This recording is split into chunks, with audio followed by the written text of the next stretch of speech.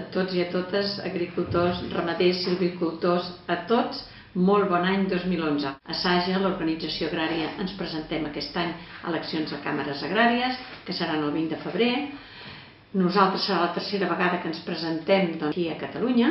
Ens fa il·lusió que ens acompanyeu, que vingueu. El que volem realment és que siguin unes eleccions perquè tots els agricultors i ramaders s'hi sentin bé amb la nostra organització.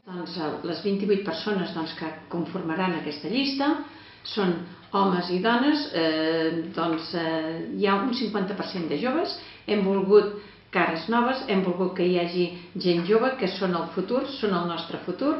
Hi haurà l'experiència, la joventut i les noves tecnologies que avui són molt importants. Les dones, hi ha més d'un 25% de dones en aquesta candidatura, és la realitat catalana, homes i dones que conformem Catalunya. I jo en aquesta llista em fa molta il·lusió que hi hagi gent de totes les comarques que representin sector per sector. I són tots els sectors, especialment el ramader, perquè és una de les coses importants que tenim dintre de la nostra organització, l'agricultura i molt especialment tot el que és la venda directa, la comercialització dels nostres productes. Amb el de quilòmetre zero que comencem aquest any perquè pugui ser una realitat, creiem que amb això podem donar una mica més de confiança en aquest futur.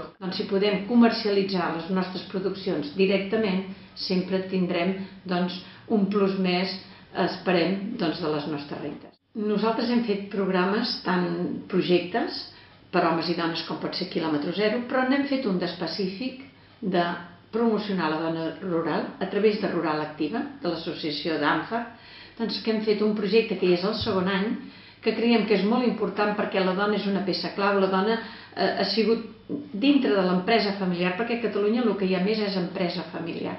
I el que hem fet és que l'empresa familiar són homes i dones, però les dones han sigut una peça molt important per ajudar tant en temes de l'explotació, com de casa, com de la comercialització. Però aquí li volem donar, jo penso, la categoria que ha tingut la dona, és a dir, el pes que ha tingut la dona a l'agricultura a Catalunya. I aquí ho demostrem, que dones que quan encara no podien estar en el règim de la Seguretat Social, no podien formar empresa, és a dir, que no tenien cap dret i cap llei al seu favor, eren dones que ja havien fet bandera amb les seves explotacions i han sigut dones que han sigut pioneres. I fer un reconeixement a aquestes dones que durant aquests últims 30 anys han fet coses molt importants per Catalunya.